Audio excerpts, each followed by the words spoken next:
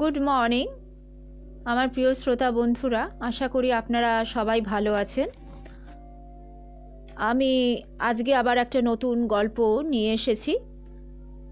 কর্নেলের একটা নতুন কাহিনী। কর্নেল কিভাবে রহস্য রোমাঞ্চে ভরা একটা মার্ডার মিস্ট্রি সলভ করলেন, প্লিজ সেটা জানার জন্যে আপনারা আমার পাশে থাকবেন এবং গল্পটা দয়া করে পুরোটা শুনবেন, না হলে আপনাদের ভালো লাগবে না।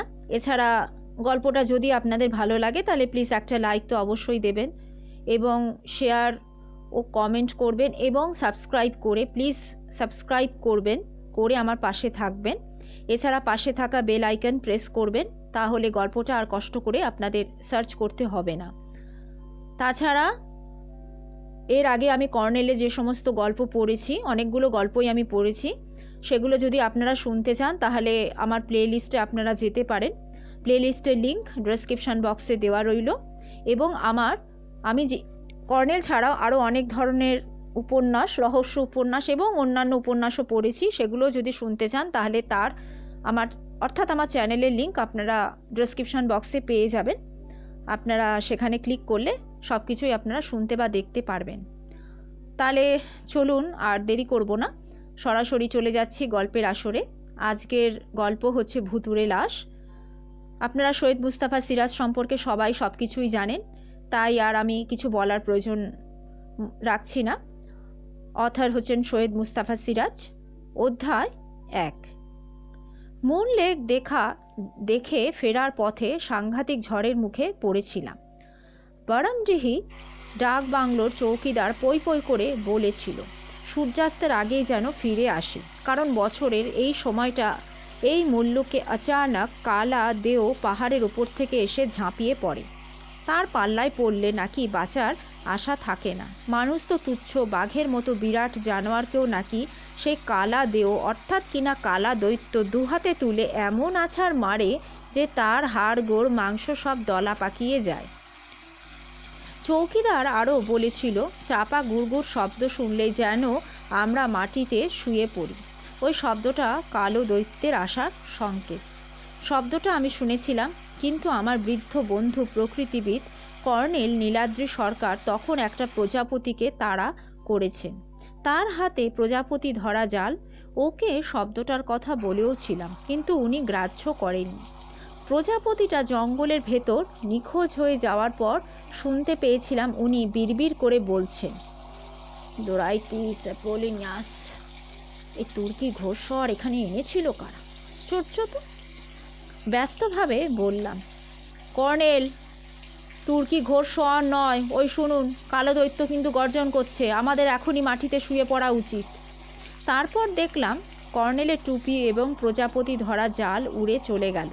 ওর টাক বেরিয়ে পড়ল, আর আচম্বিতে প্রচণ্ড হাওয়ার ঝাপটানি প্রথমে আমাকে মাটিতে শুয়ে দিল, তারপর কর্নেলকে উপুর হয়ে পড়তে দেখলাম।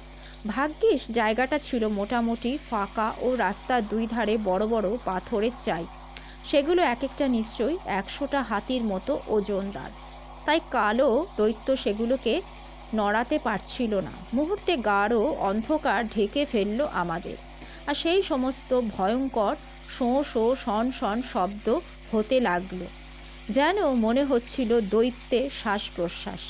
সেই সঙ্গে চোখ ঝলসানো বিদ্যুতের ঝিলিক, কানে তালা ধরে যাচ্ছিল মুহুর্মুহু বজ্র গর্জনে। এই পলকে জন্যে বিদ্যুতের তীব্র আলোয় দেখলাম একটা বিশাল গাছ আমাদের ওপর দিয়ে উড়ে গেল। তখন বাঁচার আশায় ছেড়ে দিলাম। কতক্ষণ কালো দৈত্য হামলা চালিয়েছিল জানি না। চোখ বন্ধ করে একটা ক্ষুদে গুল্ম আঁকড়ে ধরেছিলাম, হয়তো আত্মরক্ষার সহজাত প্রবণতায়। একসময় কালো দৈত্যের পায়তারা যদি বা থামলো, শুরু হয়ে গেল বৃষ্টি। সেই বৃষ্টি যেন ঠান্ডা হিম, তীক্ষ্ণ সূঁচ। তারপর কর্নেলের সাড়া পেলাম। কর্নেল বলছিলেন, জয়ন্ত, উঠে পড়ো। হামাগুড়ি দিয়ে পাথুরে মাটিতে ওঠার চেষ্টা করলাম। তখন কর্নেল আমার হাত ধরে ওঠালেন, বললেন, কুইক জয়ন্ত। শর্টকাটে বাংলোয় আমরা ফেরার চেষ্টা করতে লাগলাম। তখনও বিদ্যুতের ঝিলিক এবং বজ্র গর্জনের কোনো বিরাম নেই, যদিও ঝড়টা থেমেছে। বৃষ্টিটা কিন্তু বেড়েই যাচ্ছিল। এবড়ো খেবড়ো রাস্তার বাদিকে পাথরগুলোর ফাঁকে কর্নেলকে অনুসরণ করছিলাম। এদিকটায় উঁচু গাছপালা তত নেই। ঝোপঝাড় আর নানা সাইজের পাথর পড়ে রয়েছে। মনে হচ্ছিল বৃদ্ধ প্রকৃতিবিদের এ তল্লাট যেন নখদর্পণে। কিন্তু তার সাদা দাড়ি কোথায় গেল? দাড়ির জায়গায় চাপ চাপ কাদা। দুজনেরই ভিজে জুবুথুবু অবস্থা। কিছু দূর চলার পর একটা পিচ রাস্তায় পৌঁছালাম। এটাই তাহলে সেই বরমডিহি জাহানাবাদ রোড। রাস্তার দুদিকে উঁচু গাছ, তীব্র বিদ্যুতের ঝিলিক সামান্য দূরে, এবং একটা গাছের মাথায় বিকট শব্দে বাজ পড়ল। গাছটা দাউ দাউ করে জ্বলে উঠল। আতঙ্কে চেঁচিয়ে উঠে বললাম, কর্নেল, কর্নেল, আমাদের কোনো পাথরের আড়ালে বসে পড়া উচিত। কর্নেল, বৃষ্টি থামলে বরঞ্চ। আমাকে থামিয়ে দিয়ে কর্নেল বললেন, ওই জয়ন্ত, শোনো, ওদিকটা বাড়ি দেখা যাচ্ছে। আমার সঙ্গ কিন্তু তুমি ছেড়ো না। বিদ্যুতের ছটায় খানিকটা দূরে উঁচু জায়গার উপর একটা দোতলা বাড়ি দেখতে পেলাম। বাড়িটা পুরনো এবং জরাজীর্ণ। একসময় সেই বাড়ির বারান্দায় যখন উঠলাম তখন ধরে প্রাণ এলো, কিন্তু সেই তীক্ষ্ণ বৃষ্টির হাত থেকে রেহাই পাচ্ছিলাম না। বারান্দাটা ছোট। কর্নেল দরজায় ধাক্কা দিয়ে ডাকতে থাকলেন, কে আছেন বাড়িতে? কে আছেন বাড়িতে? শীঘ্রই দরজা খুলুন, দরজা খুলুন। আমি তখনও হাঁপাচ্ছি। হাঁসফাঁস করে বললাম, কর্নেল, মনে হচ্ছে এটা একটা পোড়ো বাড়ি। কর্নেল বললেন, না জয়ন্ত, দোতলায় বন্ধ জানলার ফাঁকে কিন্তু আমি আলো দেখতে পাচ্ছি। বলে আবার দরজায় শব্দ করতে থাকলেন। আমি বললাম, কর্নেল, আপনি হিন্দিতে বলুন, বাড়ির লোকেরা হয়তো বাংলা বোঝে না। আমাকে অবাক করে কর্নেল বললেন, না জয়ন্ত, বিদ্যুতের ছটায় আমি নেম প্লেট পড়েছি, SL মুখার্জি, MA BL লেখা রয়েছে। কোথায় নেম প্লেট? ওই তো, ওই যে, হ্যাঁ, দেউড়ির গায়ে। বলে কর্নেল এতক্ষণে পকেট থেকে খুদে টর্চ বের করে জ্বাললেন। সেই আলোয় দেখলাম বারান্দার নিচে একপাশে সত্যি একটা দেউড়ি, এবং তার গায়ে মার্বেলের ফলক আঁটা, লেখা আছে সন্ধানীর। তার তলায় ওই নাম। বাড়ির মালিক তাহলে একজন আইনজীবী, কিন্তু বাড়িটার এমন জরাজীর্ণ দশা কেন? কর্নেল এবার দরজায় জোরালো ধাক্কা দিয়ে চিৎকার করে বললেন, দরজা খুলুন!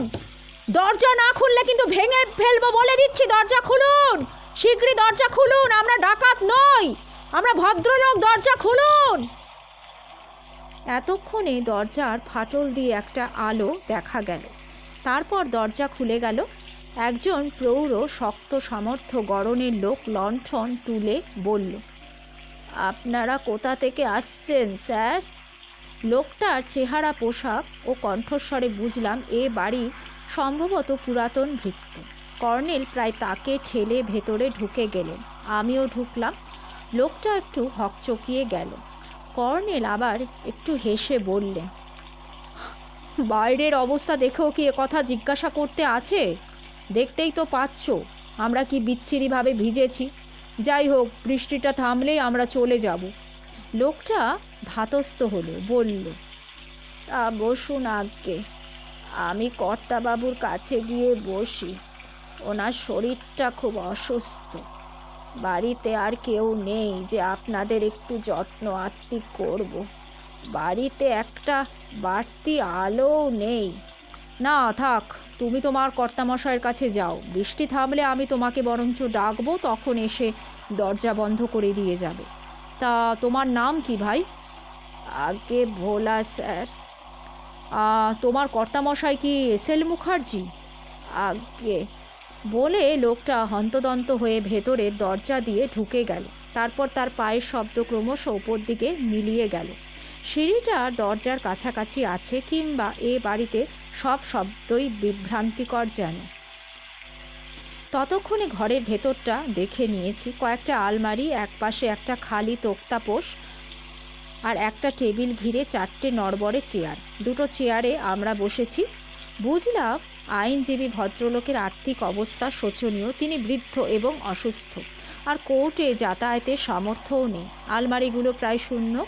আইনজীবীদের ঘরের দৃশ্য আমার দেখা রয়েছে। অজস্র আলমারিতে ঠাস বন্দি আইনের বই এবং নথি ভর্তি থাকে। কিন্তু এই মুখার্জি মশাই বিদেশ বিভুঁয়ে এমন দুরবস্থায় পড়েছেন যে ওকে শেষ পর্যন্ত আইনের বই বেচে খেতে হয়েছে। উনি নিশ্চয়ই কর্নেলের মতোই চিরকুমার। তাই কর্নেলের প্রিয় পরিচালক ষষ্ঠীচরণের মতো এই ভোলাই তার দেখাশোনা করে এবং রান্নাবান্না কাজকর্ম সবই করে। কর্নেল যেন আমার মনের কথা আঁচ করে হঠাৎ বললেন, দেখো জয়ন্ত্র, এই ভদ্রলোক অ্যাডভোকেট ছিলেন, কিন্তু যদি ভাবো যে পয়সা কামাতে পারেননি, সেটা ভুল করবে। কারণ এত বড় একটা দোতলা বাড়ি করা কিন্তু সহজ কথা নয়। অথচ বাড়িটার রক্ষণাবেক্ষণের কোনো ব্যবস্থা নেই। ভাড়াও দিতে পারতেন, কিন্তু দেননি। বাড়িটার যা অবস্থা। বলে কর্নেল ছাদের দিকে টর্চ ফেললেন। আবার বললেন, দেখো কি অবস্থা। টালিগুলো ফাঁক হয়ে আছে। কড়িবর্গার অবস্থাও তো শোচনীয়। যে কোনো সময় হয়তো ছাদ ধসে পড়তেই পারে। শিউরে উঠলাম। বললাম, প্লিজ কর্নেল, এ সমস্ত কথা একদম বলবেন না। কালাদেওর হাত থেকে সদ্য প্রাণ বাঁচিয়ে ফিরেছি। Please colonel.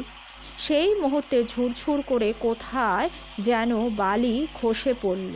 কানের ভুল কিনা জানি না, কোথায় একটা পায়ের শব্দ হলো মাথার ওপরে।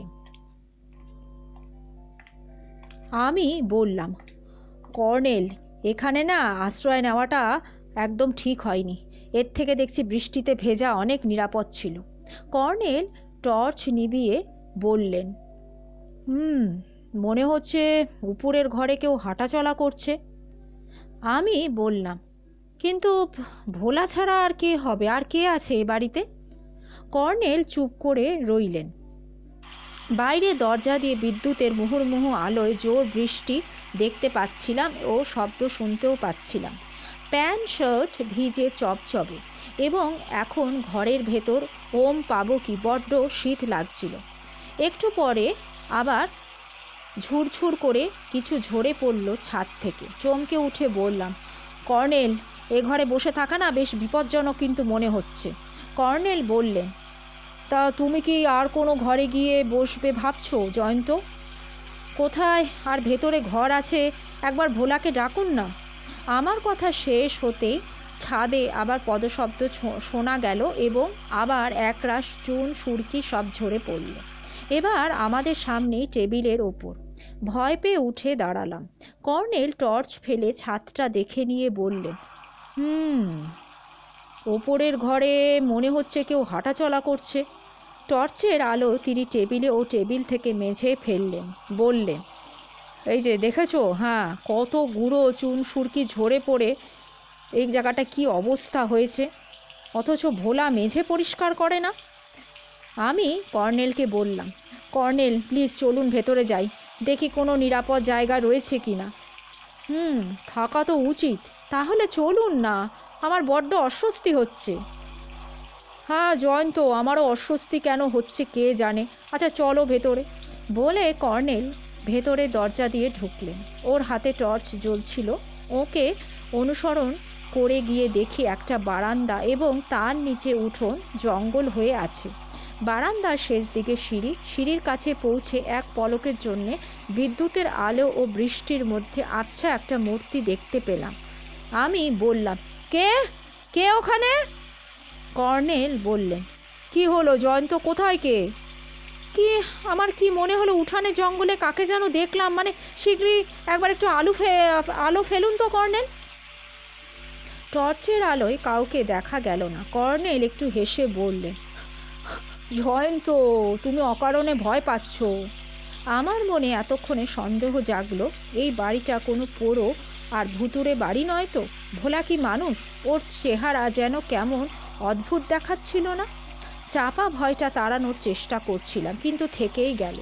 সিঁড়িতে যখন কর্নেলের পিছনে উঠছি, তখন প্রতি মুহূর্তে মনে হচ্ছে কেউ ঠান্ডা হিম হাতে আমার গলাটা টিপে ধরবে, কিন্তু সিঁড়িটাই মনে হয় ভেঙে পড়বে। উপরের জীর্ণ রেলিং ঘেরা বারান্দায় পৌঁছে কর্নেল ডাকলেন, ভোলা, ভোলা, ভোলা। একটা ঘরের দরজা খুলে গেল এবং আলো দেখতে পেলাম। ভোলা সাড়া দিল, বলল, বৃষ্টি তো এখনো পড়ছে স্যার, বৃষ্টির মধ্যে চলে যাবেন কেন? কর্নেল বললেন, তোমার কর্তামশাইয়ের সঙ্গে আলাপ করতে এলাম ভোলা। ভোলা আস্তে আস্তে বলল, তা আসুন, উনি ঘুমোচ্ছেন, আসলে ওষুধ খাইয়ে দিলাম তো। কর্নেলের সঙ্গে সেই ঘরে ঢুকলাম। দেখলাম একটা তক্তপোষে নোংরা বিছানায় একজন বৃদ্ধ ভদ্রলোক পাশ ফিরে শুয়ে রয়েছেন। তার গায়ে নোংরা ছেঁড়া একটা চাদর। ঘরের ভেতর কোনো আসবাব নেই। দেওয়ালে তাকে অনেকগুলো শিশি, বোতল, কৌটো এই সমস্ত জিনিস রয়েছে। ভোলা লণ্ঠনটার অবস্থাও শোচনীয়। লণ্ঠনটা যেন অতি কষ্টে সামান্য একটু আলো ওগড়াচ্ছে। কর্নেল বললেন, আচ্ছা ভোলা, তোমার কর্তামশাইয়ের কে চিকিৎসা করছেন? আজ্ঞে বরমডিহি সরকারি হাসপাতালের একজন ডাক্তার। তা অসুখটা কি? আজ্ঞে হুজুর, ধরা যাচ্ছে না। কর্তামশায়ের তো তেমন টাকা কড়ি নেই যে ভালো ডাক্তার দেখাবেন। তাই নাকি? তা ওর কোনো আত্মীয় স্বজন নেই? আজ্ঞে হুজুর, কলকাতায় আছে এনার ছোট ভাই, কিন্তু দাদার সাথে বনি বনা নেই। এই সময় হঠাৎ কোথাও একটা গোঙানি শোনা গেল। কর্নেল এবং আমি দুজনেই চমকে উঠলাম। কর্নেল বললেন, আচ্ছা ভোলা, ও কিসের শব্দ হলো? ভোলা গম্ভীর মুখে বলল, আজ্ঞে ভয় পাবেন না, এ বাড়িতে এরকম অনেক শব্দ হয়। বলো কি? হ্যাঁ হুজুর, প্রথম প্রথম আমি ভয় পেতাম, এখন গেরাজ্জি করি না। তা তুমি কি ভূত প্রেতের কথা বলছো নাকি? ভোলা গলার ভেতর থেকে বলল, রাত বিরেতে ওসব কথা থাক স্যার, আপনারা নিচে গিয়ে বসুন, বৃষ্টি কমে যাচ্ছে মনে হচ্ছে। কর্নেল টর্চ জেলে অসুস্থ আইনজীবীকে দেখতে চেষ্টা করলেন, কিন্তু ভোলা তক্ষুনি আলোর সামনে দাঁড়িয়ে বলল, না না হুজুর, আলো ফেলবেন না, এখুনি চোখে আলো লাগলে উনি হুলুস্থুল বাঁধাবেন, সামলাতে পারবো না। দয়া করে আপনারা নিচে গিয়ে বসুন, বৃষ্টি ছাড়লে চলে যাবেন। কর্নেলের সঙ্গে নিচে সেই ঘরে যখন ফিরে গেলাম, তখন আমি আতঙ্কে প্রায় হতবুদ্ধি। বললাম, কর্নেল, বৃষ্টি কমেছে, চলুন কেটে পড়ি। এ বাড়ির হালচাল না আমার কীরকম একটা গোলমেলে ঠেকছে। কর্নেল একটা চেয়ারে বসে বললেন, না জয়ন্ত, আর মিনিট 15 অপেক্ষা করা যাক। প্রায় 1 কিলোমিটার আমাদের কিন্তু হাঁটতে হবে। বৃষ্টিও ভালোই পড়ছে, পথে কোনো যানবাহনের আশা তো নেই। বসো তুমি। বসলাম চেয়ার টেনে, কিন্তু কর্নেল টর্চের আলো ঘড়ি দেখে বললেন, মোটে তো 6:30 বাজে। অক্টোবরে 6:30 মানে তো বেশ সন্ধ্যা, কিন্তু এখানে আবহাওয়ার দরুন মনে হচ্ছে নিশুতি রাত। একটু পরে টুপটুপ করে শব্দ হতে লাগলো। শব্দটা টেবিলের ওপর। বললাম, কর্নেল, দোতলা ছাদে নিশ্চয়ই খুব ফাটাফুটি অবস্থা, জল চুয়ে পুরো নিচের ঘরে পড়ছে, এরপর তো ভেসে যাবে। কর্নেল টর্চ জ্বাললেন টেবিলের ওপর। অমনি আতঙ্কে আমার গলা শুকিয়ে গেল। ছাদ থেকে চুয়ে চুয়ে টুপ টুপ করে যা টেবিলে পড়ছে তা জল নয়, গাঢ় লাল রক্ত। হ্যাঁ, তাজা রক্ত। কর্নেলের টর্চের আলো ছাদে পৌঁছালো। টালির ফাটল দিয়ে চুয়ে পড়ছে রক্তবিন্দু। টেবিলে থকথক করছে রক্ত। থরথর করে কেঁপে উঠলাম অজানা ত্রাসে। এ এক বিভীষিকা। কর্নেল উঠে দাঁড়িয়ে চাপা স্বরে বললেন, এসো তো দেখি, কি ব্যাপার। আমরা সিঁড়ি বেয়ে দুর্দার বুকে উপরে গেলাম। কর্নেল ডাকলেন, ভোলা, ভোলা, কিন্তু কোনো সাড়া এলো না। সেই ঘরের দরজায় গিয়ে কর্নেল টর্চ জ্বাললেন। দরজা খোলা এবং ভেতরের তক্তাপোষে নোংরা বিছানায় কেউ ছিল না। বিস্ময় বোবা হয়ে গেলাম। কর্নেল সেই ঘরের ভেতরে ঢুকে বললেন, আমরা যে ঘরে ছিলাম সেটা ওই পাশের ঘরের নিচে, বুঝতে পারছো তো? বলে পাশের ঘরের দরজা ঠেললেন। ভেজানো দরজা খুলে গেল। তারপর কর্নেল টর্চের আলোয় দেখলেন একটা লোক রক্তাক্ত অবস্থায় মেঝে পড়ে রয়েছে। সে এক বীভৎস দৃশ্য। দেখা মাত্রই আমি চোখ বন্ধ করলাম। নিশ্চয়ই কোনো ভয়ঙ্কর দুঃস্বপ্ন দেখছি। কর্নেল দেখে নিয়েই বললেন, কুইক জয়ন্ত, ভিজতে ভিজতে বাংলোয় ফিরতে হবে। তারপর ব্যস্তভাবে ঘর থেকে বেরিয়ে এলেন। কাঁপতে কাঁপতে আমি বললাম, কর্নেল, অ্যাডভোকেট ভদ্রলোককে ভোলা মার্ডার করেছে। না, একজন মধ্যবয়সী লোককে জবাই করা হয়েছে। আর কোনো কথা বলার মতো মনের অবস্থা ছিল না। বৃষ্টি কমেছে, কিন্তু তখনও ক্রমাগত বিদ্যুৎ ঝিলিক দিচ্ছিল। রাস্তায় পৌঁছে কর্নেল বললেন, জায়গাটা জয়ন্ত আমি চিনতে পেরেছি। এটাকে একসময় বলা হতো বাঙালি টোলা। বাড়িগুলো একটা করে বাগান বাড়ির মতো দূরে দূরে ছড়ানো। আজকাল এ সমস্ত বাড়ির মালিকেরা সব কলকাতায় চলে গেছেন। কেয়ারটেকার রাখেন এনারা। বাঙালি বেড়াতে এলে এগুলো কেয়ারটেকাররাই ভাড়া দেয়। কিন্তু ওই সন্ধানীর নামে বাড়িটা। কর্নেল হঠাৎ চুপ করলেন, হন্তদন্ত হয়ে হাঁটতে থাকলেন।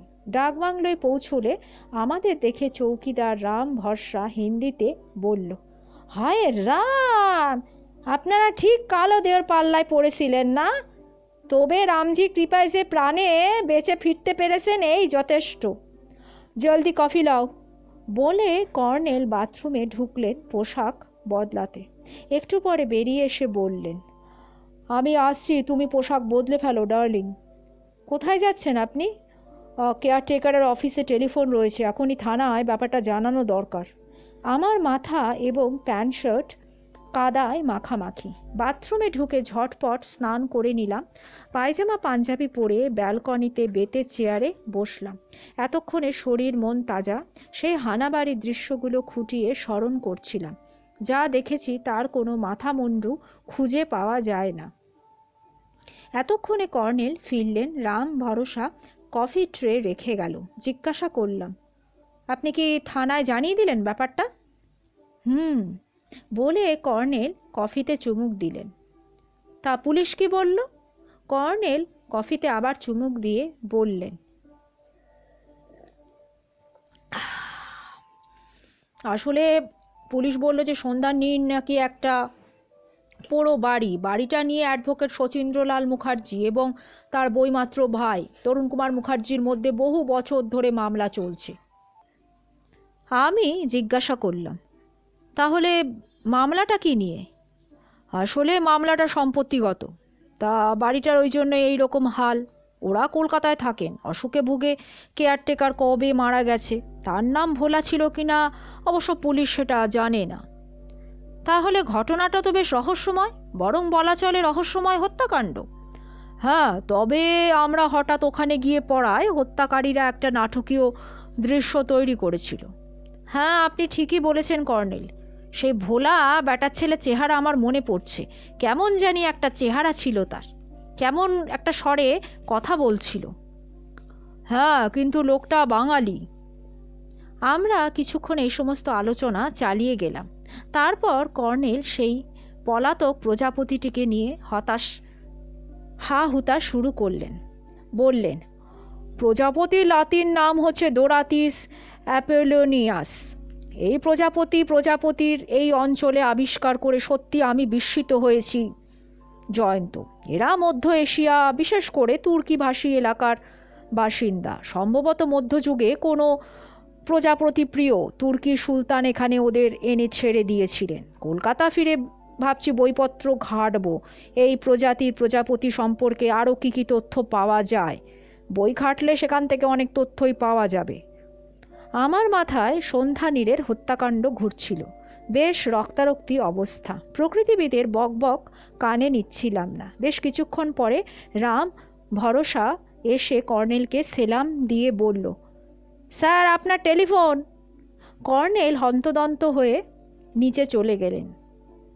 যখন ফিরলেন তখন মুখ একেবারে গম্ভীর। থপাস করে বসে চোখ বুজে টাকে হাত বুলোতে শুরু করলেন। জিজ্ঞাসা করলাম, কার ফোন কর্নেল? কর্নেল চোখ বুজে টাকে হাত বুলোতে বুলোতে বললেন, পুলিশ সন্ধানীলে জিপ নিয়ে গিয়েছিল, কিন্তু তন্ন তন্ন করে খুঁজেও কোনো ডেড বডি পায়নি। উপরের ঘরের মেঝে এবং নিচের ঘরের টেবিলে এক ফোঁটা রক্ত কিন্তু ছিল না। সিলিংয়ের সেই টালিটা অবশ্য ভাঙা দেখেছে, তো পুলিশের মতে সেটা স্বাভাবিক। পুলিশ অকারণ হয়রানির জন্য আমাকে হুমকি দিল। রুদ্ধশ্বাসে বলে উঠলাম, কর্নেল, আমরা পোড়ো বাড়িতে নির্ঘাত ভুক্তের পাল্লায় পড়েছিলাম। অধ্যায় 2। বরমডিহি থেকে কলকাতা ফেরার পর কিছুদিন সেই ঘটনা নিয়ে অনেক থিওরি খাড়া করেছিলাম, কিন্তু কোনোটারই কোনো যুক্তি ছিল না, বা আমি যুক্তি দিয়ে দাঁড়ও করাতে পারছিলাম না। আর কর্নেলকেও তা নিয়ে মাথা ঘামাতে দেখিনি। তিনি প্রজাপতি সংক্রান্ত বইয়ে মগ্ন ছিলেন। কখনো দেখতাম তুর্কিভাষী সুলতানদের ইতিহাসের বইও ঘাঁটছেন। আমি দৈনিক সত্যসেবক পত্রিকার সাংবাদিক। অফিসে অজস্র খবরের কাগজ আসে, খুঁটিয়ে পড়ি। যদি বরমডিহিতে কোনো খুন খারাপির কিংবা কারো নিরুদ্দেশের খবর চোখে পড়ে, কিন্তু তেমন কোনো খবর চোখে পড়ল না। দেখতে দেখতে শীত এসে গেল। ঘটনাটা গভীরভাবে তবু মনে গাঁথা রইল। দুঃস্বপ্ন দেখতাম কত রাত্রে। অবশেষে কর্নেলকে একদিন কথায় কথায় জিজ্ঞাসা করলাম, আচ্ছা কর্নেল, অ্যাডভোকেট শচীন্দ্রলাল মুখার্জি বা তার বইমাত্র ভাইয়ের কলকাতার ঠিকানা তো আপনার জোগাড় করা উচিত ছিল নাকি? তো সেটা আপনি করেননি কেন? কর্নেল বললেন, জয়ন্ত, করেছি। ওরা বহাল তবিয়াতে আছেন এবং মামলা এখনও সুপ্রিম কোর্টে উঠেছে। শচীন্দ্রবাবু এখন আর অবশ্য প্র্যাকটিস করেন না। তরুণবাবু ব্যবসা বাণিজ্য করেন। তিনি মিটমাটের পক্ষপাতী, কিন্তু শচীন্দ্রবাবু ভীষণ একগুঁয়ে মানুষ। কারণ তার বক্তব্য তার বাবা মহেন্দ্রলাল ন্যায্য উইল করে তাকে বরমডিহির বাড়িটা দিয়ে গেছেন। তরুণবাবুর বক্তব্য উইলটা জাল। এতেই শচীন্দ্র বইমাত্র ভাইয়ের ওপর বেশ ক্ষুব্ধ। আচ্ছা, আপনি কি খুনের ঘটনাটা ওদের বলেছেন? হ্যাঁ, বলেছি। দুজনের মতে ওই এলাকায় খুন খারাপি আকছাড় হয়। বাড়িটা পোড়ো হয়ে গেছে, তুমিও তো দেখলে। কাজেই সেখানে যা খুশি যা কেউ লোক করতেই পারে। আর সত্যি ভোলা নামে শচীন্দ্রবাবুর একজন চাকর ছিল, তবে সে অবশ্য এখন আর বেঁচে নেই।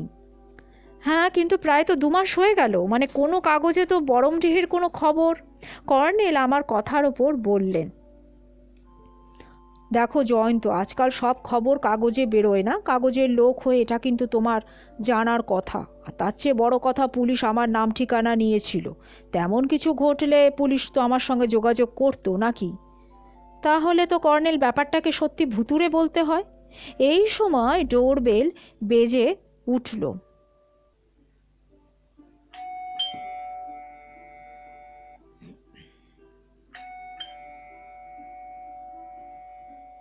কর্নেলের ভৃত্য ষষ্ঠীচরণ এসে বলল, এক ভদ্রলোক এসেছেন বাবামশাই।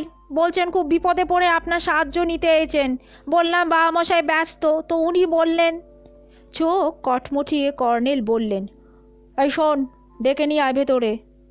একটু পরে এক প্রৌঢ় ভদ্রলোক ঘরে ঢুকে কর্নেলকে নমস্কার করে করুণ হেসে বললেন, আপনাকে ডিস্টার্ব করার জন্য দুঃখিত, কিন্তু আমার উপায় ছিল না। এতদিন ধরে পুলিশ কোনো কিনারা করতে পারল না। অজ্ঞতা আপনার শরণাপন্ন হলাম। আপনি বসুন। ভদ্রলোকের পরনে সাধারণ প্যান্ট শার্ট, কাঁধে একটা কাপড়ের নকশাদার ব্যাগ, কিন্তু ব্যাগটা পুরনো। একটু তার চেহারা রোগা এবং ঢ্যাঙা, মুখে খোঁচা খোঁচা দাড়ি গোঁফ। সোফার কোণায় তিনি আড়ষ্টভাবে বসে বললেন, আসলে আমার নাম হরিচরণ গাঙ্গুলি। আমি পাইকপাড়ায় থাকি। মাস 2 আগে আমার মামাতো ভাই শ্যামসুন্দর হঠাৎ নিখোঁজ হয়ে যায়। আর তারপর আমি বলে উঠলাম, বরমডিহি। তখনই কর্নেল চোখ কটমট করে আমাকে থামিয়ে দিলেন। হরিচরণবাবু আমার দিকে তাকিয়ে বললেন, আপনি কি যেন বললেন?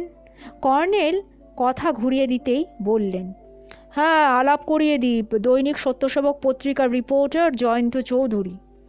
হরিচরণ নমস্কার করলেন, বললেন, আপনার কথা আমাকে মহিবাবু বলেছেন। কর্নেল সাহেবের ঠিকানা উনিই আমাকে দিলেন। রিটায়ার্ড অফিসার, স্যার, লেক টাউনে থাকেন। তা আপনি কি যেন একটা কথা বললেন? কর্নেল দ্রুত বললেন, না না, সেটা অন্য কেস, আপনার কিছু নয়, আপনি বলুন। হরিচরণ বললেন, না স্যার, জয়ন্তবাবু বরমডিহি বললেন, মানে আমার কানে কথাটা খট করে বিঁধল। মানে আমি স্যার একসময় এক অ্যাডভোকেট ভদ্রলোকের ক্লার্ক ছিলাম, মানে তার কিছু বিষয় সম্পত্তি ছিল বরমডিহিতে, তো সেই নিয়ে ভাইয়ে ভাইয়ে মামলা মকদ্দমা, দুই ভাই সমান গোয়ার, মানে ওরা ছিল বইমাত্রেয় ভাই। এবার কর্নেলের চোখ উজ্জ্বল দেখালো, তিনি আস্তে আস্তে বললেন, তার মানে আপনি কি শচীন্দ্রলাল মুখার্জির ক্লার্ক ছিলেন?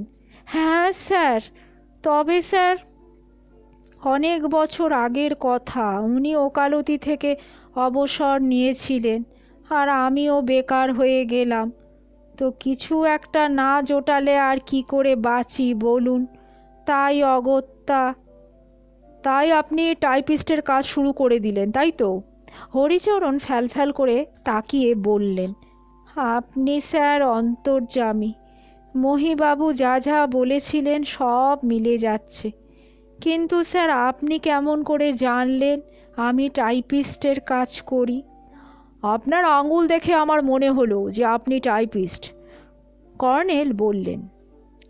কর্নেল আবার হেসে বললেন, আর বরমডিহি সম্পত্তি নিয়ে ভাইয়ে ভাইয়ে মামলার খবরটা কাগজে অবশ্য বেরিয়েছিল। আমি স্যার আলিপুর কোর্ট চত্বরে টাইপরাইটার নিয়ে বসি, স্বাধীনভাবে কাজকর্ম করি, চলে যায় কোনো রকমে। আচ্ছা যাই হোক, আপনার মামাতো ভাইয়ের ব্যাপারটা একটু বলুন। আসলে স্যার শ্যাম ছিল এক নম্বরের বাউন্ডুলে, মধ্যে মধ্যে আমার কাছে এসে থাকতো, আবার কিছুদিনের জন্য কোথায় জানি বেপাত্তা হয়ে যেত।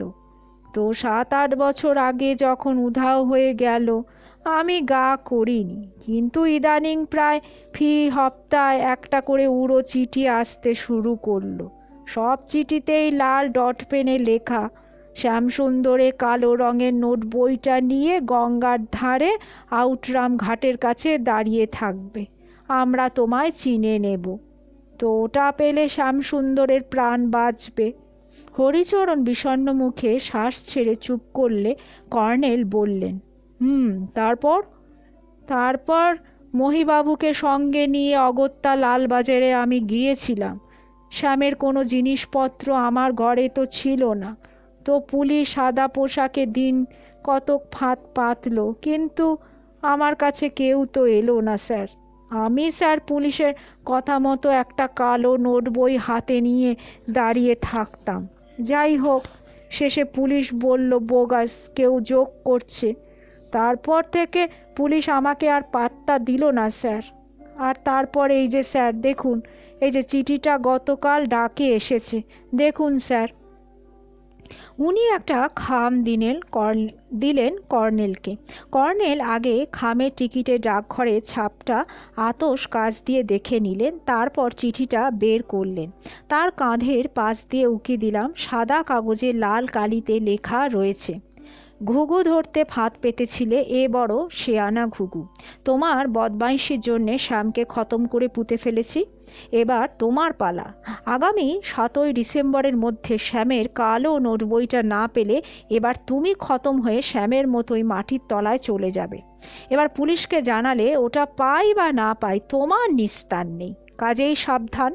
কোর্ট চত্বরে কোনো একদিন কোনো এক সময় কেউ তোমার কাছে টাইপ করাতে গিয়ে বলবে এনবি, তুমি তক্ষুনি তার হাতে ওটা দেবে, আর তাকে ধরে চেঁচামেচি করলে হাইকোর্ট হার্টে ড্যাগার ঢুকে যাবে। বুঝলে বুদ্ধিমান? কেন ঝামেলা করছো বাবা? করবেই বা কেন? কর্নেল চিঠিটা পড়ে বললেন, আজ তো 2রা ডিসেম্বর। হরিচরণ ব্যাকুলভাবে বললেন, আমি স্যার কোনো কালো নোট বই পাইনি, খামোকা আমার ঘাড়ে কি বিপদ এসে পড়ল বলুন, আপনি আমায় বাঁচান স্যার। কর্নেল চুরুট ধরালেন, বললেন, আচ্ছা লোকটাকে ধরে ফেলতে অসুবিধাটা কি? হরিচরণ বললেন, আমি না হয় ধরে ফেললাম, কিন্তু তারপর কি হবে স্যার? তারপর আমার লাইফ রিস্ক কিনা বলুন? সারাক্ষণ কেউ তো আমার বডিগার্ড হয়ে ঘুরবে না। তার চেয়ে বড় কথা শ্যামের তেমন কোনো নোট বই সত্যি আমি খুঁজে পাইনি স্যার, বিশ্বাস করুন। কর্নেল চিঠিটা আতস কাছে পরীক্ষা করছিলেন, বললেন, হুম, আচ্ছা, আগের চিঠিগুলো কি আপনি পুলিশকে দিয়েছেন? আজ্ঞে স্যার, নইলে কিসের বেসিসে পুলিশ সাহায্য করবে বলুন? কর্নেল কিছুক্ষণ চুপচাপ চুরুট টানার পর বললেন, পাইকপাড়ায় আপনার নিজের বাড়ি, আর নাকি আপনি ভাড়া বাড়িতে থাকেন? স্যার, ভাড়া বাড়ি, মোটে একখানা ঘর। আমার ফ্যামিলি থাকে স্যার সেই মেদিনীপুরে। আচ্ছা, আপনি কত বছর শচীন্দ্রবাবুর ক্লার্কের কাজ করছেন? তা স্যার, বছর 10 বেশি তো হবেই। তা বরমডিহিতে আপনি কখনো গেছেন? হ্যাঁ স্যার, একবার গেছি, বছর 8 আগে শচীনবাবুর ফ্যামিলির সঙ্গে গিয়েছিলাম। খুব সুন্দর জায়গা স্যার, সিনসিনারি অতি অপূর্ব। একটা লেক আছে ওই পাহাড়ের মাথায়, আধখানা চাঁদের মতন দেখতে, তাই মুন লেক ওর নাম। তা আপনি ভোলাকে নিশ্চয় চিনতেন? হরিচরণ মাথা নেড়ে বললেন, হ্যাঁ স্যার, খুব চিনতাম। পরে ভোলাকে শচীনবাবু বরমডিহির বাড়ির কেয়ারটেকার করেছিলেন। ও তো ওখানেই থাকতো, কি জানি একটা অসুখে মারা গেল। বলে টাইপিস্ট ভদ্রলোক একটু গম্ভীর হয়ে আবার বললেন, ওদের ওই বাড়িটা ভালো নয় স্যার। কেন ভালো নয় কেন? বাড়িটা স্যার বদনাম ছিল, ভূত প্রেতের ব্যাপার আর কি।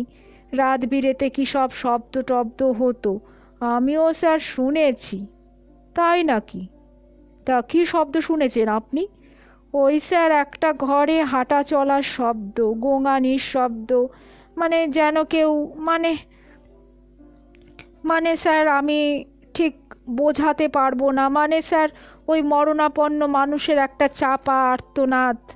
হরিচরণের মুখে ভয়ের ছাপ ফুটে উঠল। কর্নেল বললেন, আচ্ছা হরিচরণ বাবু, ওই বাড়িতে আপনি তো ভৌতিক শব্দ শুনেছেন, তো ভৌতিক ব্যাপার কিছু দেখেছেন? দেখেছি স্যার। হরিচরণের মুখে আতঙ্কের ছাপ ফুটে উঠল। তিনি বললেন, সেবার স্যার 10 ছিলাম, এক রাত্রে হঠাৎ ঘুম ভেঙে গেল। কে জানে পাশের ঘরে কি একটা শুনলাম স্যার, মনে হলো যেন কেউ গোঙাচ্ছে। তো এই শব্দ আগের রাত্রেও আমি শুনেছিলাম, সাহস করে উঠে পড়লাম। শব্দটা দোতলার একটা ঘর থেকে আসছিল। তো ওই ঘরে পুরানো আসবাবপত্র অনেক ছিল স্যার। দরজা খুলে দেখলাম, মানে তালা ছিল না স্যার দরজায়। আমার হাতে টর্চ ছিল স্যার, টর্চ জেলে কি বীভৎস ভয়ঙ্কর দৃশ্য স্যার, আপনাকে বলে বোঝাতে পারবো না কি অবস্থা স্যার। তাই নাকি? তা কি দৃশ্য দেখলেন আপনি? একটা একটা রক্তমাখা লোক স্যার পড়ে গোঙাচ্ছে। সে কি, তারপর? হরিচরণ শ্বাস ছেড়ে বললেন, আহ, কি আশ্চর্য ব্যাপার, এক পলকের দেখা, তারপর দেখি আর কিচ্ছু নেই। আমি তো তখনই স্যার কাঁপতে কাঁপতে দরজা বন্ধ করে ফিরে এলাম। আমার যা সেবার অভিজ্ঞতা হয়েছিল আপনাকে কি বলবো স্যার। তা আপনি এ কথা কাউকে বলেছিলেন?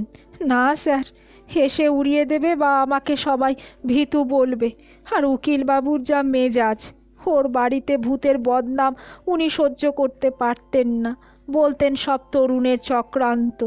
এখন আমি যদি ওকে বলি যে রাত্রে আমি এরকম রক্তাক্ত বডি দেখেছি, তাহলে আপনি ভাবুন কি হতো। আমি উসখুস করছিলাম। কর্নেল আমার দিকে চোখ কটমটিয়ে তাকালেন, বললেন, আচ্ছা হরিচরণ বাবু, ঠিক আছে, আমরা ওবেলায় আপনার বাসায় একবার যাব, খুঁজে দেখা দরকার সত্যি শ্যামবাবু আপনার ঘরে কোনো কালো নোট বই কিছু রেখে গেছেন কিনা। আমি খুঁজে দেখেছি স্যার, কিচ্ছু পাইনি স্যার। তবে আপনার চোখ, আপনি হয়তো ঠিকই বলছেন, তা আপনিও একটু খুঁজে দেখুন স্যার। তাহলে উঠি আমি। আমার প্রাণ স্যার আপনার হাতে, আপনি অনুগ্রহ করে। কর্নেল আশ্বাস দিয়ে বললেন, না শুনুন, আপনি ভাববেন না, আমি আপনাকে হেল্প করব। আপনার নাম ঠিকানা রেখে যান, বিকেল 4টে 4:30 নাগাদ আমরা যাব।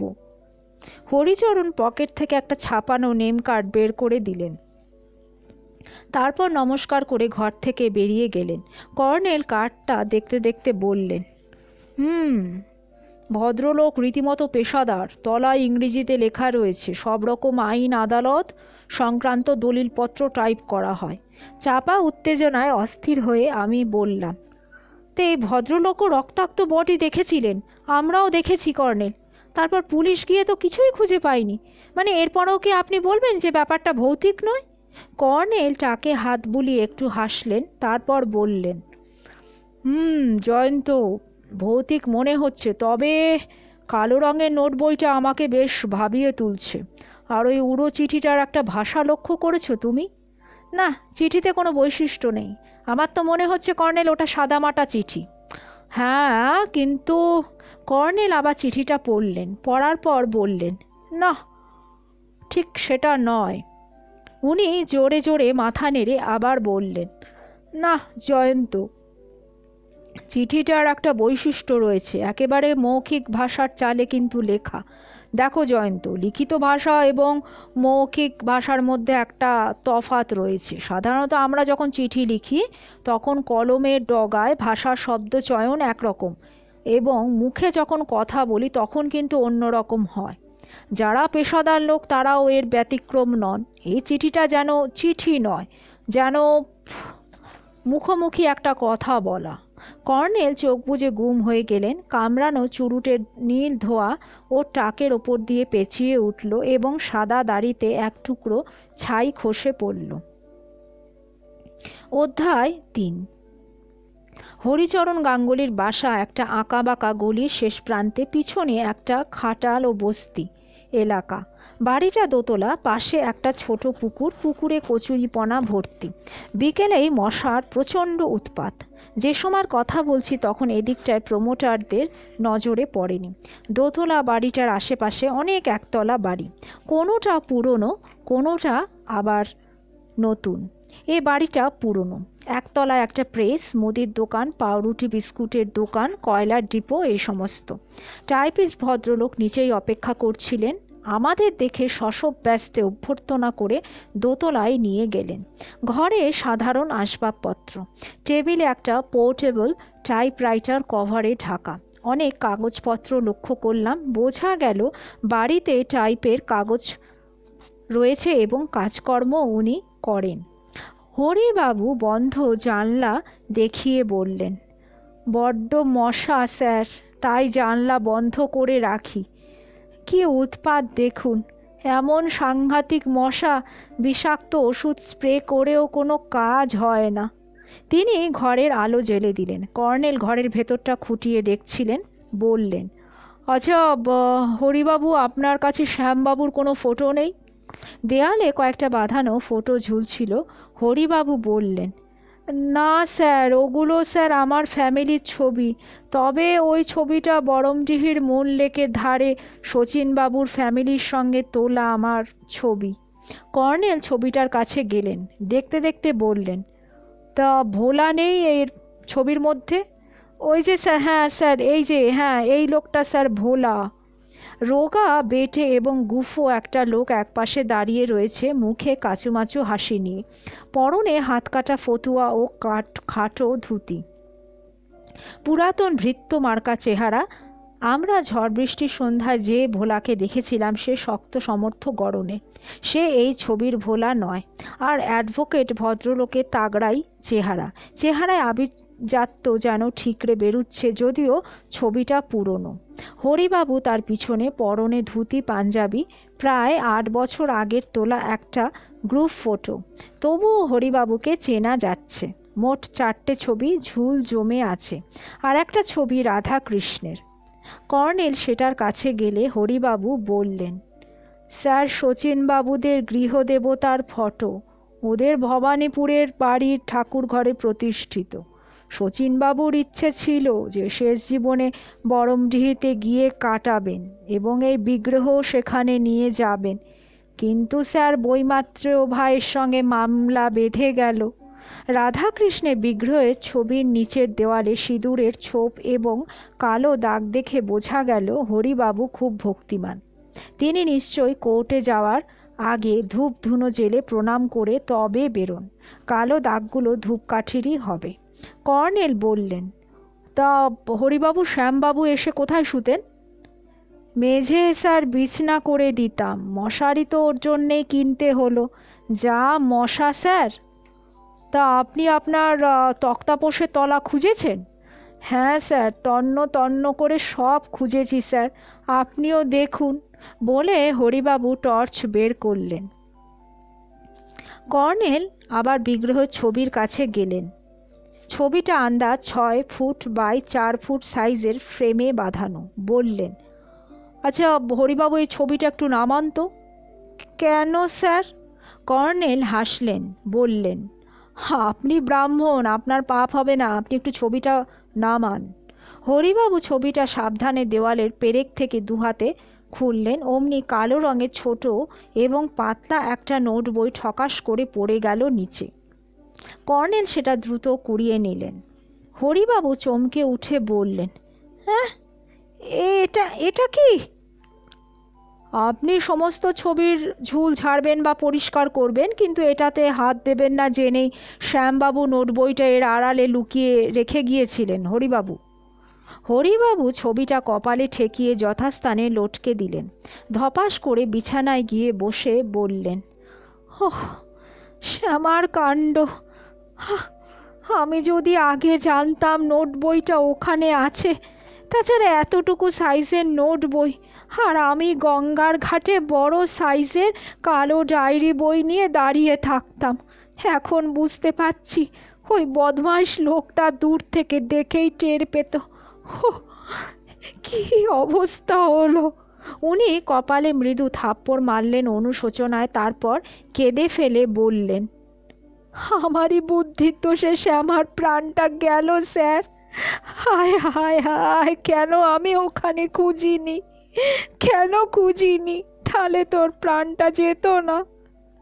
কর্নেল সান্ত্বনা দিয়ে বললেন, দেখুন হরিবাবু, যেটা হবার সেটা হয়ে গেছে। আপনি বা কি করে জানবেন যে এরকম একটা পবিত্র ছবির পিছনে একটা কিছু লুকোনো রয়েছে?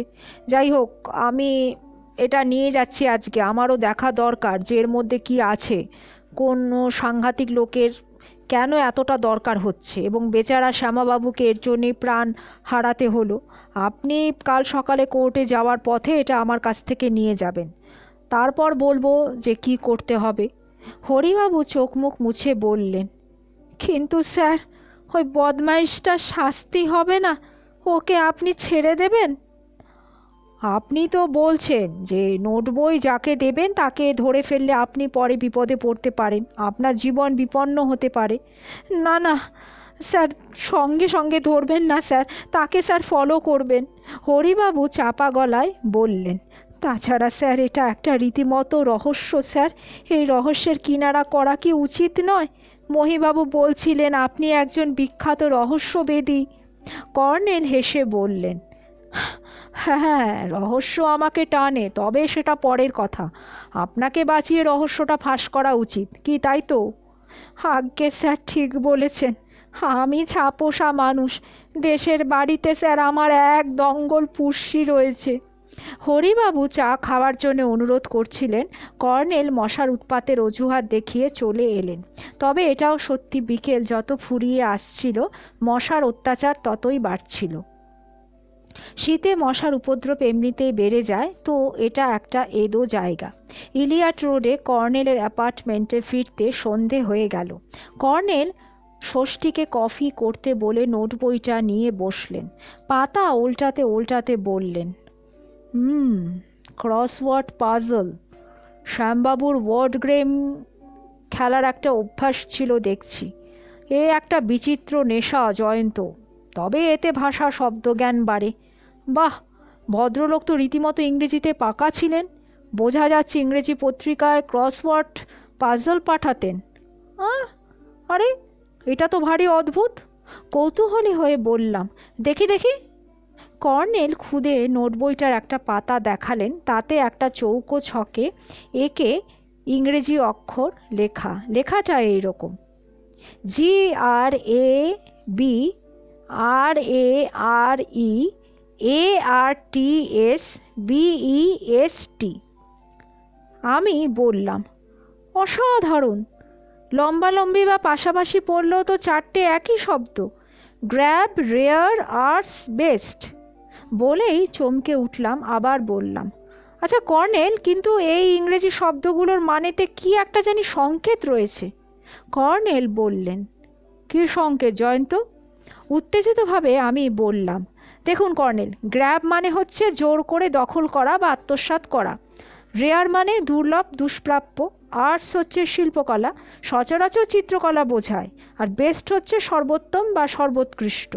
তাহলে মোটামুটি কি দাঁড়াচ্ছে দেখুন, দুর্লভ এবং সর্বোৎকৃষ্ট চিত্র কলাগুলো আত্মসাৎ করো, কি তাই তো? আমার প্রিয় শ্রোতা বন্ধুরা, আজকের মতন গল্পটি এখানেই শেষ করলাম। আবার কালকে নিয়ে আসবো এর পরবর্তী অধ্যায়। আপনারা সুস্থ থাকবেন এবং ভালো থাকবেন। নমস্কার।